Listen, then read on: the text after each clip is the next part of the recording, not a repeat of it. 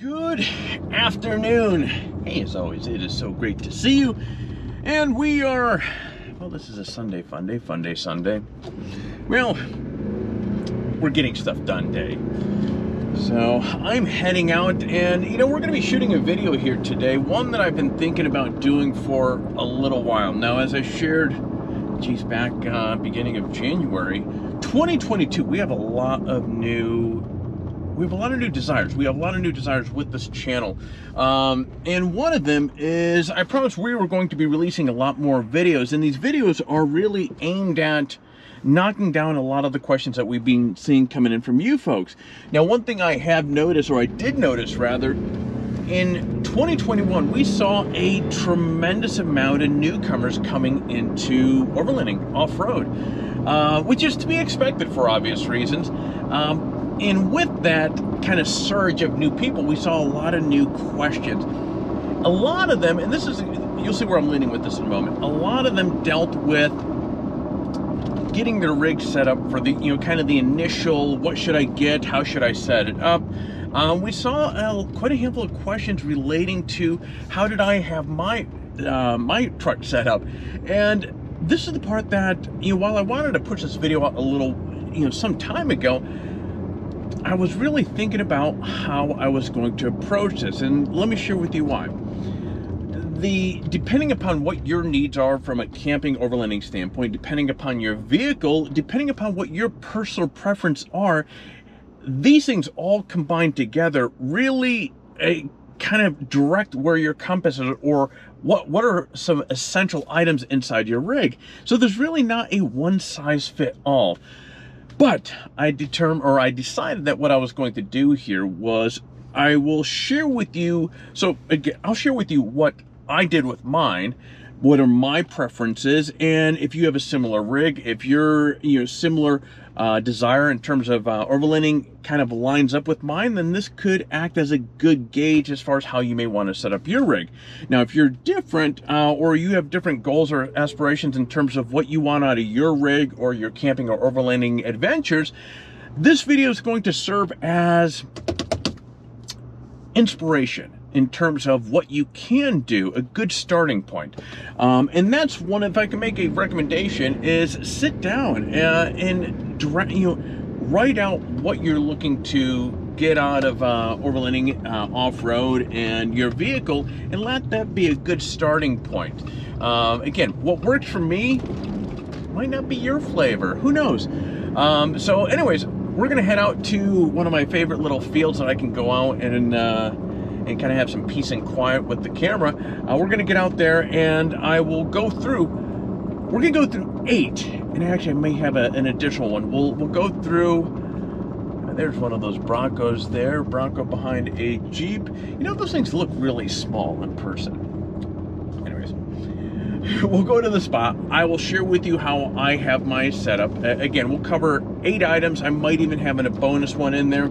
And yeah, hopefully that's helpful. Now, of course, before we get all this, the party going here, we put these videos together to help you make educated decisions, help you kind of act as guidance towards your overlanding and off-road adventures. Now, of course, if we are successful with that, I have to ask, as I do with every video, if you could do me a favor, hit that like button down below. You see, every time you hit that like button, it tells that fancy dancy, the YouTube algorithm, that the video is helpful, and then YouTube's going to share this video with more people, getting more people aware of our channel, and everybody walks away as a winner with that. So I would appreciate that.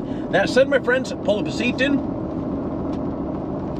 I keep doing my let's go thing in awkward positions lately, and it just makes it difficult.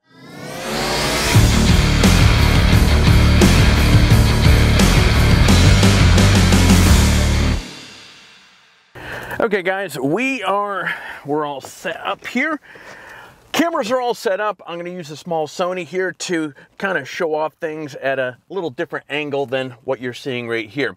But what I was talking about a moment ago is about preference. And one of the foundations to all of this here is, many of you may know, I do a lot of photography and a lot of videography.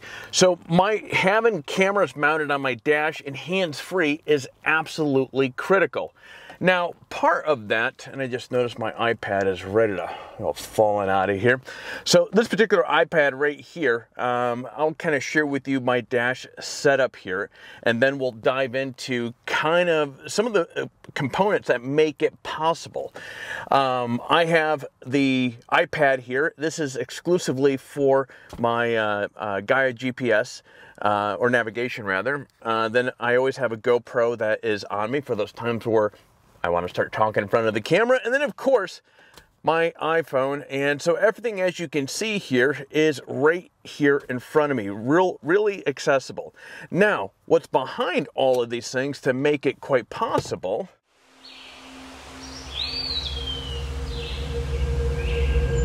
Now, one of the first components that I'm going to chat about a little bit here are the clamps, or the clamps that actually latch down onto my phone or my iPad. These things are, boy, you know what's funny is over the years, I've tested quite a handful of these things. Now, when you're off-road, when you're overlanding and so forth, you want to have hands-free, but not just hands-free, but something that is going to hold down your gear or your phone and hold it tight. Now, I've tested a number of these clamps over the years, and over the last year and a half, I've been using 67 Designs. Now, this is a company you're going to hear me talking about a lot more because I absolutely love the brand. They're made right in Texas. You guys know me, I'm a big softie for Made in USA, and these guys not only manufacture, or I'm sorry, design, but they also manufacture in the US and Texas as well. But anyways, I've been utilizing this clamp, oh geez, and actually these arms right here are theirs, or 67 Designs as well, for a year and a half or so, I think it has been.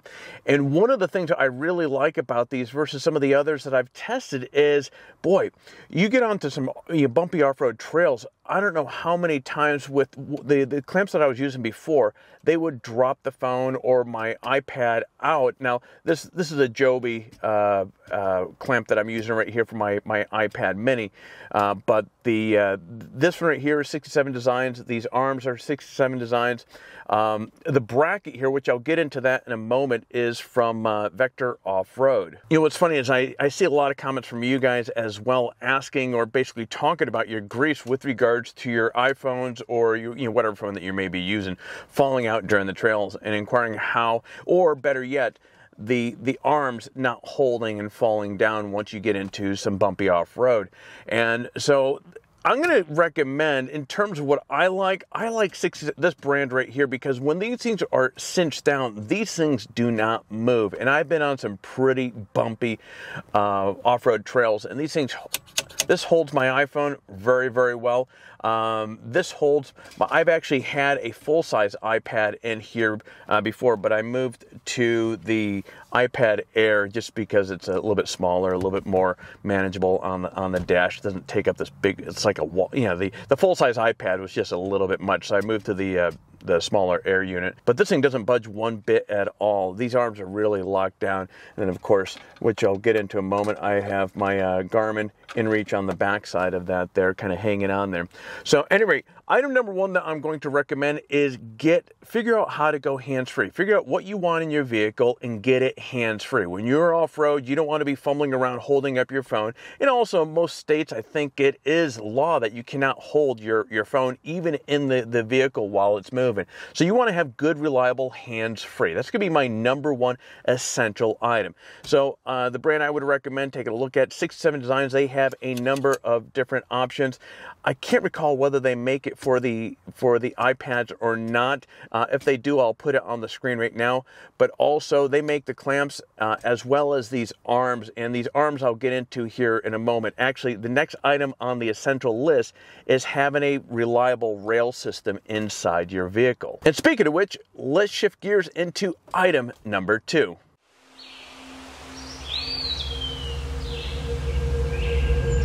Item number two is a good, reliable rail system. You can have the best clamp on the market, the best arms in the market, but if you don't have a good, solid foundation, things are going to be bouncing all over the place. Now, over the last year, has it been a year and a half? Anyways, it's right around that time frame. I've been using the Vector Off-Road. This is their e-dock. Now, I know a lot of you have expressed concerns about this being as big as it is, as we can see here, this does, it does take a bit of my windshield real estate, my viewable real estate, because it does cover the span, nearly the entire span of the windshield itself. And then it's also up about a good couple inches. But what I will say here is I've had zero problems with the Vector Off-Road E-Dock here. It has performed very, very well. Now, I am, which you'll be seeing if you haven't seen already, a new video coming out where I'm going to be doing the installation. Actually, if you're watching this and you're seeing me hold this, you have not seen the video yet. Anyways, this is, I've listened to a lot of your requests with regards to looking for a more low-profile option. And I went searching around, and it turns out, well, the company I was just talking about, 67 Designs, they make a rail system for this. In this case, this is a Gladiator, and it is extremely low profile. It's not taking much. It's gonna, actually, I believe this will, once it's mounted in that little hole there, that's gonna be a flush mount. So the only thing that's coming out are the arms itself. And so this rail mount system, while you can fit 6 items on here, they have a dual system that includes the cell phone connector, or I'm sorry, it will hold the clamp for your cell phone, and a GoPro, and that's $300, I want to say. Now, they have these new red, I don't know whether they were new, but they have these red looking carbon fiber, and again, I love red as an accent. So the Vector Off-Road is going to be saying bye-bye here during the next week, and the 67 Design rail system, which I'm excited about this. This is going to, it looks very clean, is going to go in there. So where I'm leading with this here is item number 2. Essential item number 2 is having a good foundation for all of those hand-free items or a camera to be able to mount to securely. Because again, when you get off-road, things are going to start bouncing all over the place. And the last thing you want to do is, constantly fidgeting around, retightening, cinching, and trying to get things to stay where they need to. And a lot of that, not only has to do with the foundation, but actually, let's see if we can get that in here. You want to have, it boils down to, like, the clamp, even on these things, are just really, really well built. And that's one of the reasons what I like with this particular brand here. So, anyways, item number 2, a good rail system to hold all your gear.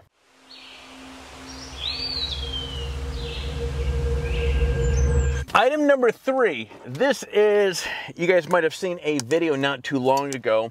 I like to have a good knife on me. Now, I usually have a Leatherman Skeletor on me, but I'm talking about a real knife. And now, you guys have seen the video that I did a few months back. This is the Silent Hero made by Tops Knives. And this is actually my all-time favorite knife. You'll see me you cutting with this, or when I'm doing a lot of the culinary stuff, when I'm out and about, I'm using that. When I'm needing to, I've been able to chop wood with this thing, chop down little branches and so forth. This is a nice to have ready blade. And also, while I've not needed it for protection, having it quite accessible is, again, for me, my preference, having that little security, or having a blade that is as durable and, I was going to say bulletproof, but built like a tank is probably more appropriate. And what's cool about this was designed to combat, so the Silent Hero, there's a bit of a story behind this that I also like with this. So in South Africa, there's quite a bit of crisis with poaching. And so this particular knife was designed to kind of try to offset or combat that. So there's a good purpose behind this particular blade. And so what I like about it, you have this grip on it, and you have everything about this knife was really well thought out. So again, I've used this to cut tomatoes, chop wood. It is such a durable blade. So for me, item number 3 is a good, reliable blade. And this sits right up on top, right up here, which is right next to the radio, which will be one of the items that we're going to be talking about next. That will be actually item number 4. So that sits up there, quick, easy for me to access anytime that I need. So again, we're talking about items that are essential. And as I mentioned in the beginning of this video here, there's a lot of personal preference. And so item number 3 for me is having a good, reliable blade.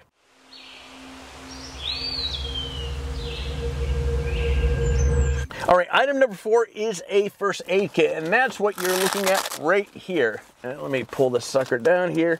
All right, now this sits up on here, and I just pulled it off the little clasp. So if you haven't noticed, I have a molly panel that's right in the center here, and there's a bit of Velcro that holds on my first aid kit.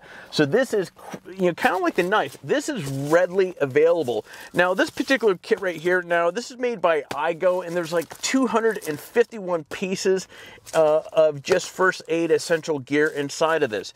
So this is important. Now, you guys heard me talk about having first aid kits in the past, and so there's 2 kits in my Turtleback Expedition trailer. I keep one accessible right here, and this is important. So not only for your health, any of the passengers that you may have with you in case of emergencies, but also when you're out and about and out in the sticks and so forth, you may come across somebody else that is in distress or hurt and needs first aid. And so having a good kit that has a lot of, you'll see on Amazon, there's a lot of kits on there that are, I call them more novelty. They cram in a bunch of cheap stuff, and they advertise a bunch of, like a high number of items in there. But when you really take a close look at it, it's a lot of fluff. There's not a lot of really good first aid items inside there. iGo gets tremendous reviews. There's a lot of gear in here.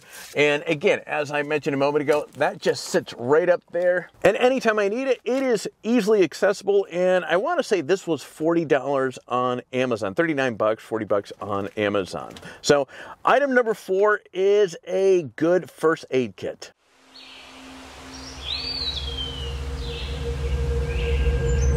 All right, item number 5 is a good radio. Now, channel mode. Okay. Here we go. Let's turn on the volume on this. So, as you can see here, this is a GMRS radio. This is the Ocean KG1000G. This is a high output. This is a 50-watt two-way radio, GMRS radio.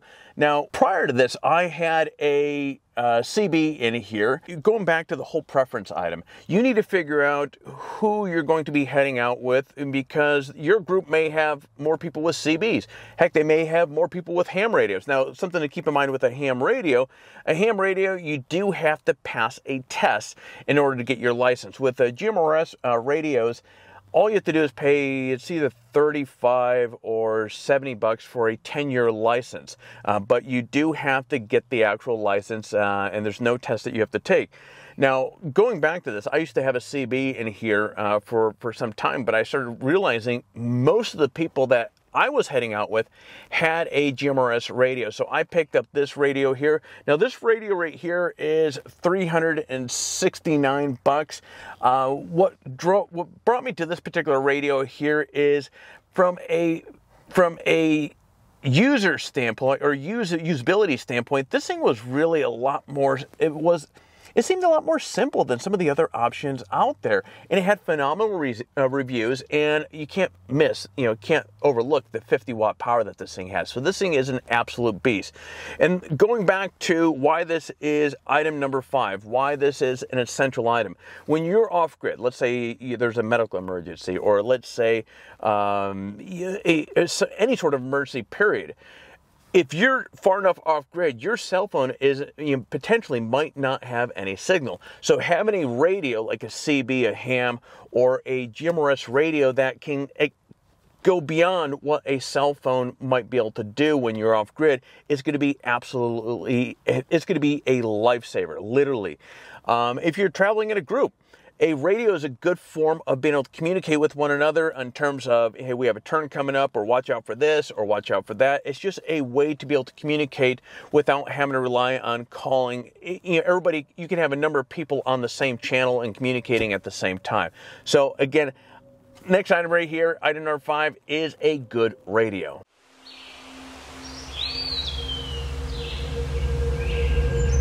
Item number 6 is a cell phone booster. Now again, going back to, I'm going to repeat this over and over again. We're talking about personal preference. For me, I need to have access to emails and checking things online between both of my companies.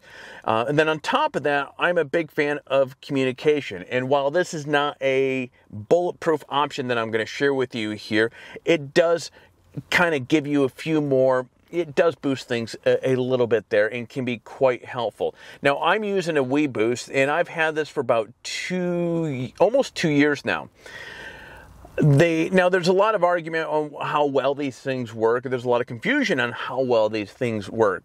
A misconception is that, okay, you put this in here and it's going to take a no cell reception and give you cell reception. No, it doesn't work that way. There has to be something there. There has to be a signal there.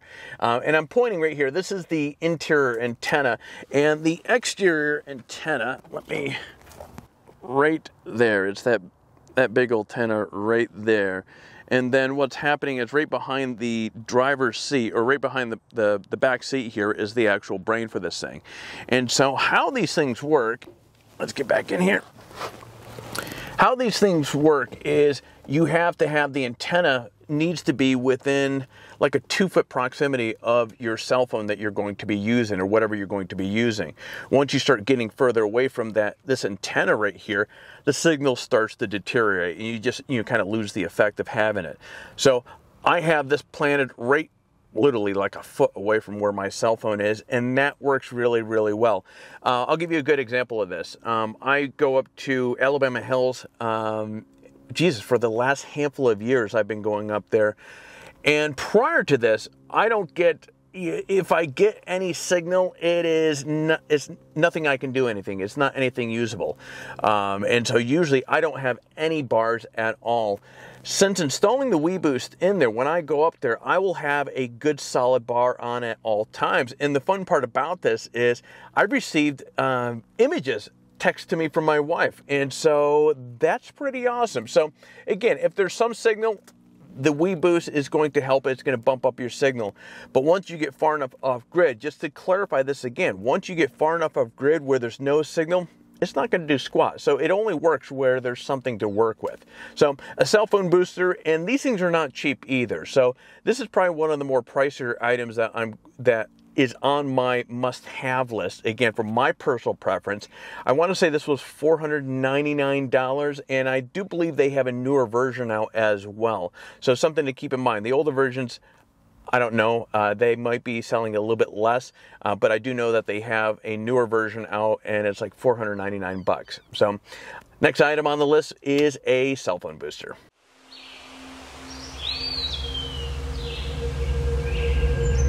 All right, the next item that we're going to talk about, and honestly, I lost track of where we're at, but anyways, the next essential item is a flashlight, a good, reliable light source. Now, if you haven't noticed, with all these essential items, they are within almost at arm's reach from where I'm sitting in the driver's seat of this vehicle. I have my first aid kit, I have the radio, I have the knife, I have all my hands-free items up here, and so the next is a good flashlight. And I got these, at least for the Gladiators, there's these pockets that you can get off of Amazon. I think it was like $20 for this thing here. And it's funny because this is relatively a new flashlight here for me. This is a Surefire Fury IntelliBeam. Now, I did have this is a Bushnell. I have no idea what the hell the model of this thing is, but I've been using this one for quite some time, and it looks like the light is the battery's getting a little weak on this. What's funny is I love this flashlight, and I lost it, which led me to get this Fury IntelliBeam. And what I like about this is a tactical flashlight right here, and this thing is crazy bright. Now this is 1500 lumens. It's not cheap. This is about $217. And what's really slick about this flashlight is there's it automatically adjusts the light output depending upon the size of the space that you're in. So if you go into a smaller space, it's going to tone down the light a little bit. You get out in an open space during night, you have this big wide beam that's coming out of it. And so there's a lot of technology that these guys put into that. Now you can't override it, and so it just remains full blast all the time. But Anyways, a good light source, because again, you get off grid, you may need to check something in front of your path, or you need to check something with the engine. Having a good reliable light source, and actually having, if I can make a recommendation, having a backup is going to be a really good essential item. Making sure this thing is off before I go putting it back up there. It's going to be a really good item to have in your vehicle.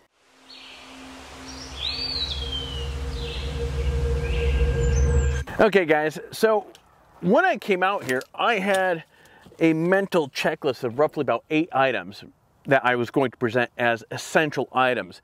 And it's funny because as soon as I started digging around for the next item that I was going to present here, I came across something that I cannot believe I didn't have initially on my mental checklist, and that is a fire extinguisher.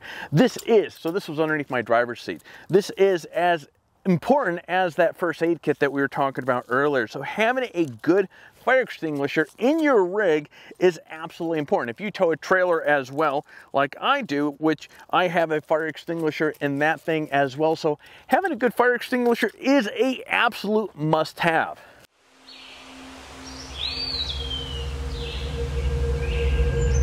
All right, so now the next item here, this item right, this is the Hulkman Alpha 85. Now this is a 2000 milliamp jump starter. Now I've only had this thing for the last 8 to 10 months, and you're going to see a dedicated review on this thing coming up here. So I'm not going to spend a lot of time talking about the technicalities of what's in this thing, but all I will say is this. This thing right here is absolute, this thing is awesome. So you have a big, I'm not sure if it's going to show here. Anyways, you can see it's about 94% charged. My Jeep here has, if I leave this thing inside my garage where it doesn't get sun on the solar panel on the hood, and we head off for a few days and come back, guarantee both batteries in this thing are going to be completely dead. This thing is an absolute life starter, yeah. It's an absolute lifesaver.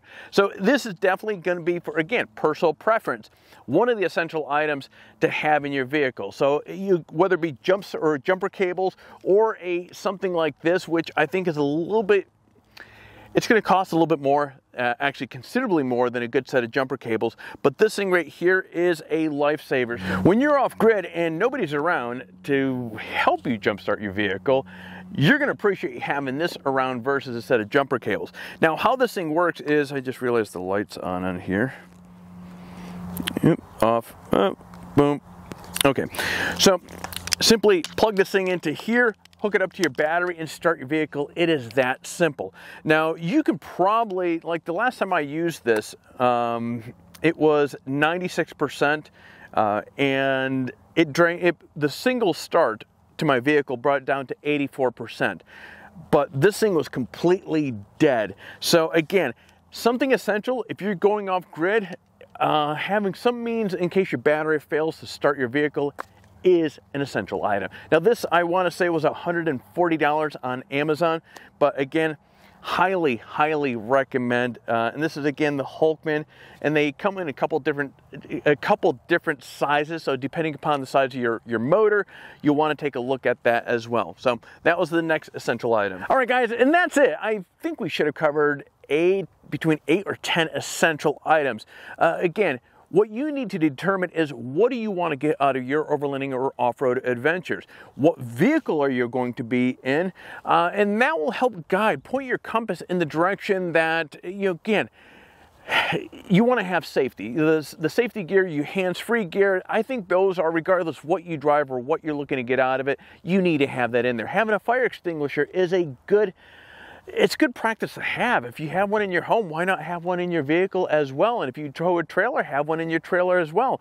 But some of the other gear, like the radio, one item that I did overlook here,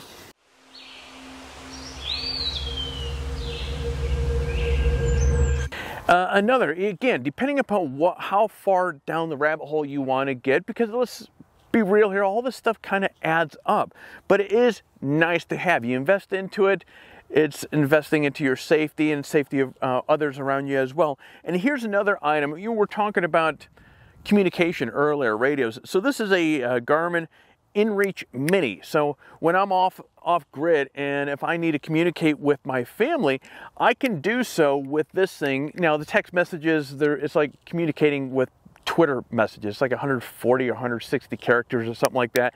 And it does take a little while for it to go up to the satellite and to come down. I forgot what I paid for this thing, but I'll put it on the screen here.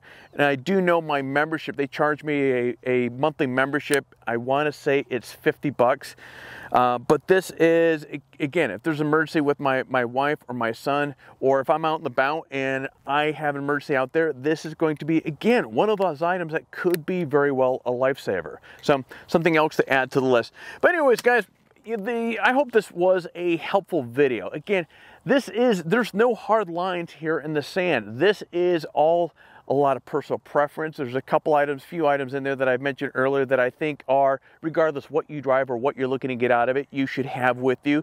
But as you can see, there is definitely some personal preference. Now, a handful of these items, there are a number of other products out there that you can get. So again, do your research. You factor in what you want to get out of it and just get out there and have a good time. Now that said, it's that time of the video where, guys, I'm going to be asking you to do all that YouTube stuff that is oh so valuable for the channel. So if you found some value with this video, if you can hit that like button down below. If you are not subscribed to the channel, friend, we would love to have you part of the family. And last but not least, kick that bell so therefore you're notified each time that we come out with a new video. Guys, I'm going to pack my vehicle up here and I'm going to get back home. So you get out there, stay healthy, and find your adventure.